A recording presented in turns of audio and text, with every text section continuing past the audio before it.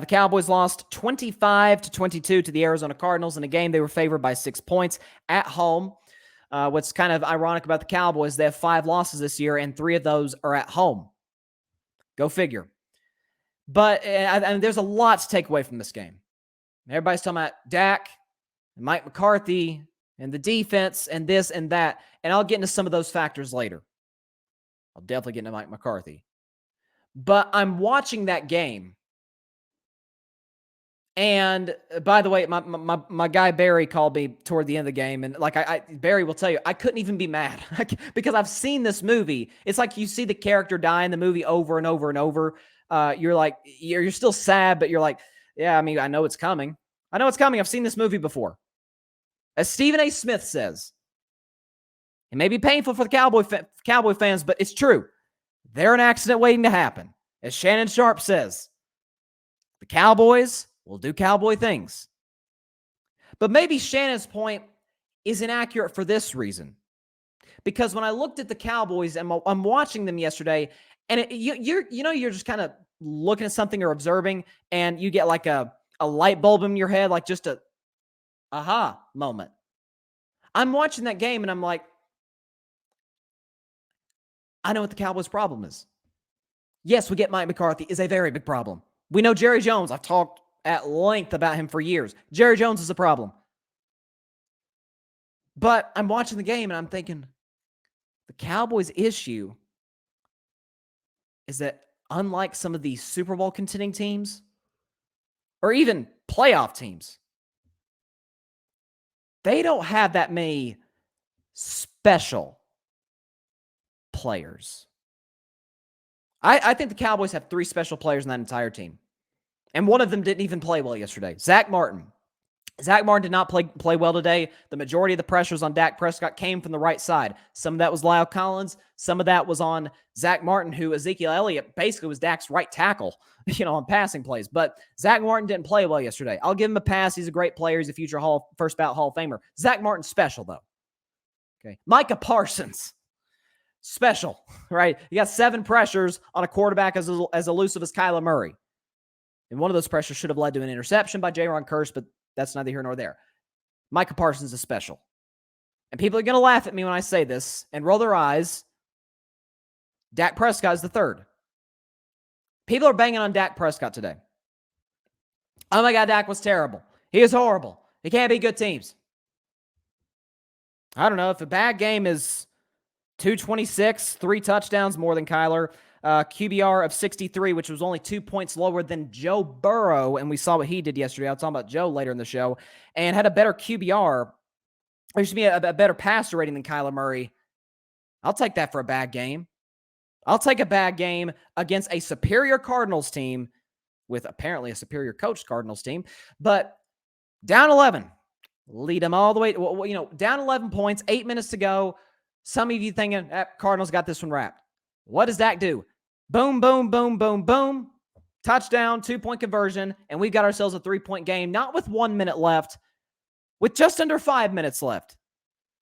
And the defense could not get a stop. I tried to tell y'all about Trayvon Diggs. This is why I was skeptical about Trayvon. He's a home run hitter. That's what I've said about him all year. He's a home run hitter. It's all or nothing. It's interception or get burned. You saw what happened on the Mac Jones play in week 6, where Trayvon Diggs won the game, and then Trayvon Diggs on the very next play almost lost the game. Yesterday, he's gambling against A.J. Green. All A.J. Green does is run a simple little short sluggo, slant and go route, double move, beats him over the top, and if Kyler hits A.J. Green with a better throw, A.J. Green scores easily. He walks in the end zone. But my thing is this. The Cowboys don't have enough special players. Look at some of the teams. Let's just look at some of the non-Super Bowl contending teams. Look at the San Francisco 49ers for a reason. I don't think we think that maybe, depending on the matchup, maybe they could steal one and win a playoff game.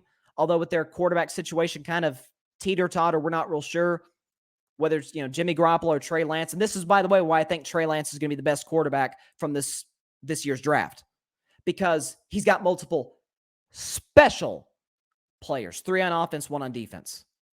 Trent Williams, who's arguably the best left tackle in football, along with Rashawn Slater, Deebo Samuel, George Kittle, and defensively, Nick Bosa. Special players.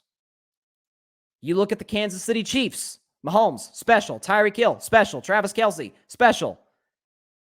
Right? You got Chris Jones, special. Andy Reid, Hall of Fame head coach. You look at, say, the Tampa Bay Buccaneers, Tom Brady. He's not special. He's the GOAT, right? You look at Mike Evans, special. Devin White, special. Levante David, although he's hurt, special. The Cowboys have 3. Don't give me Trayvon Diggs. Here's the thing. If he's got 11 interceptions, and that's all good and fun, and he's going to lead the league in picks by a mile, why do they keep throwing in his direction? If he leads the league in picks, why do they keep throwing in his direction? Oh, because he's given up the most yards of any corner in football. That's why. Okay? CeeDee Lamb is really good. He's not special.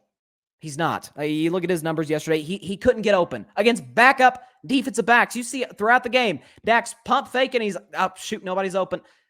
And that's why Dak had to use his legs more than I've seen him use his legs all season. As a matter of fact, let's talk about the running game. You know who led him in rushing? You guessed it, Dak Prescott. With 20 yards. That led him. Ezekiel Elliott. 9 carries for 16 yards, not even 2 yards on average. Tony Pollard had 3 carries the whole day for a grand total of 9 yards.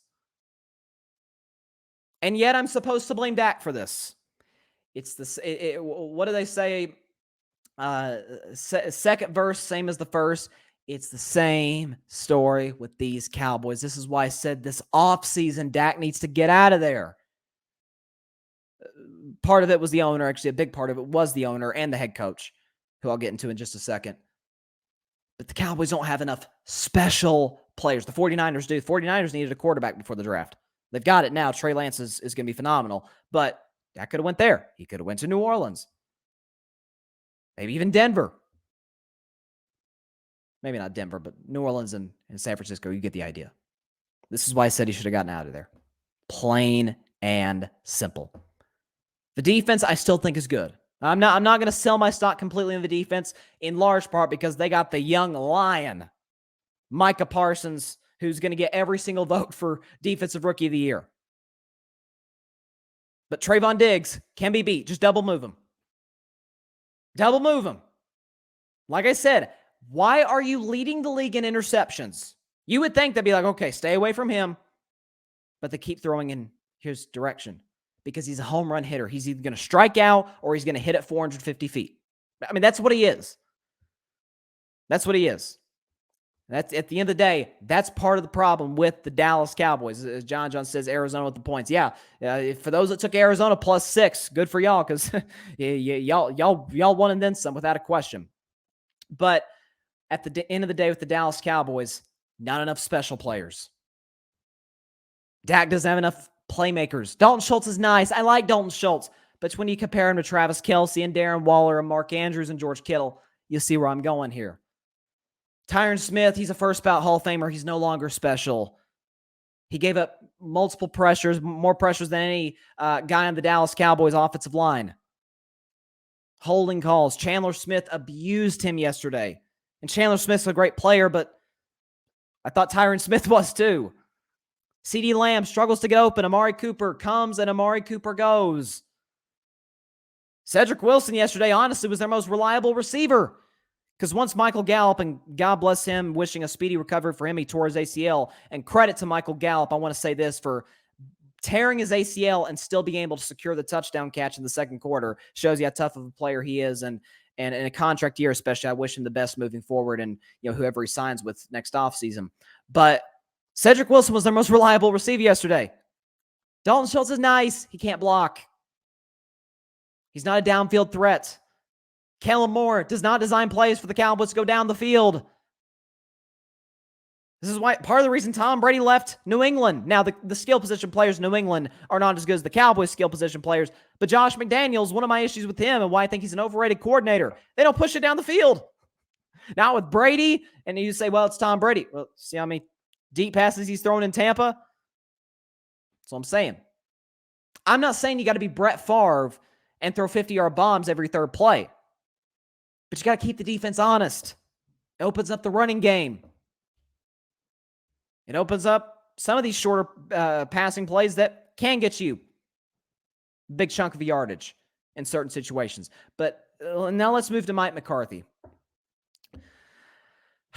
I swear, and all the NFL teams honored the late, great John Madden this weekend.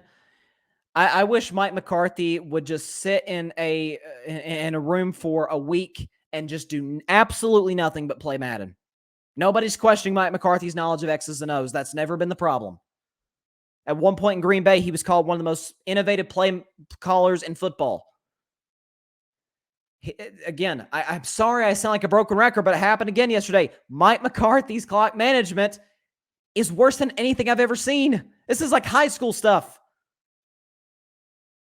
And you got Cowboys defensive players talking about, oh my, that was a fumble by I think it was Chase Edmonds. That was a fumble. Well, yeah, but it wasn't obvious. I mean, I'm watching the game live, and when the ball comes out, I'm like, oh, they just punched it out after he was already tackled. Yes, it was a fumble. Wasn't clear and obvious, but to my view, yeah, it was a fumble.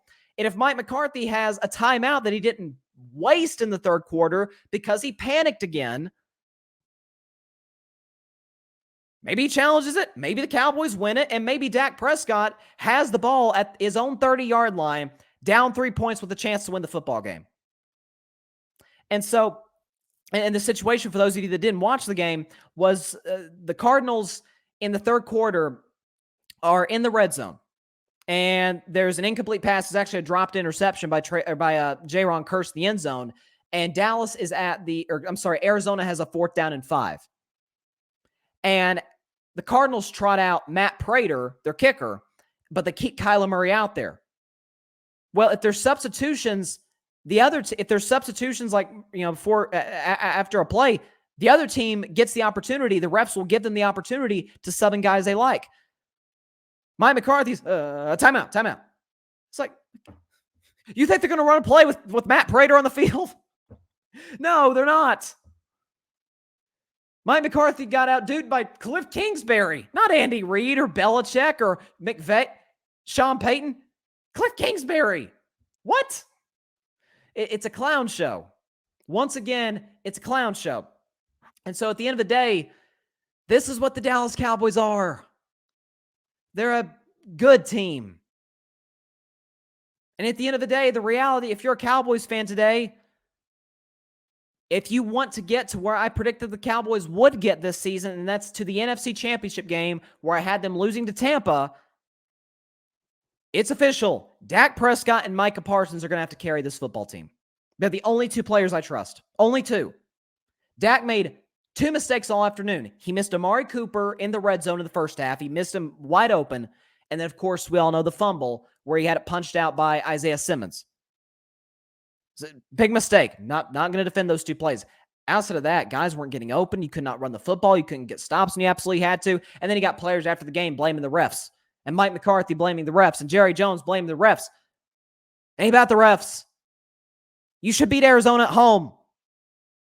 In a game where if you win this one and then at Philly, which is now a Saturday night game, you get the 2 seed. Maybe you don't get the number 1 seed in the first round bye, but you get the 2 seed and you get to play either Philadelphia or New Orleans or a beat up San Francisco team. Instead, in 2 weeks, you're probably going to have to play the Cardinals, if not the Rams. All because those little details that separate good teams from championship teams. Goes back to why I said, why would Aaron Rodgers want to leave Green Bay? Why? He's got the elite offensive line, not 1, but 2 excellent running backs. He's got the best receiver in football. He's got a defense that is not great, but it's very good.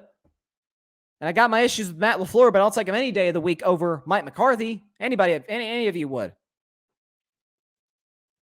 And by the way, he plays in a worse division than the Cowboys have.